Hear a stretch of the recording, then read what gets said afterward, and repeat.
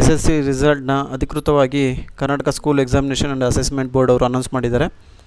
ಮೇ 8ನೇ ತಾರೀಕು ಬೆಳಗ್ಗೆ 10ರಿಂದ 11 ಗಂಟೆ ಒಳಗಡೆ ರಿಲೀಸ್ ಆಗುತ್ತೆ. 10 ಗಂಟೆಗೆ ಅಫಿಷಿಯಲಾಗಿ ಯಾರು ಸಚಿವರು ಇಲ್ಲಾಂದರೆ ಅಧಿಕಾರಿಗಳು ಅಪ್ಡೇಟ್ ಮಾಡ್ತಾರೆ. ನಿಮಗೆ 10ರಿಂದ 11 ಗಂಟೆ ಒಳಗೆ ನಿಮ್ಮ ರಿಸಲ್ಟ್ ನಿಮ್ಮ ಕೈ ಸೇರುತ್ತೆ. Same website Karnataka school examination assessment board website click ಮಾಡಿ, ಇಲ್ಲ slc.kr.nic.in ಇಲ್ಲಾಂದರೆ karresults.nic.in ಈ ವೆಬ್ಸೈಟ್ನ ವೆಬ್ಸೈಟ್ ಪ್ರವೇಶಿಸಿ ರಿಜಿಸ್ಟರ್ ನಂಬರ್ ಮತ್ತು ಡೇಟ್ ಆಫ್ ಬರ್ತ್ ಹಾಕಿದ್ರೆ ನಿಮ್ಮ ರಿಸಲ್ಟು ನಿಮಗೆ ಕೈ ಸೇರುತ್ತೆ.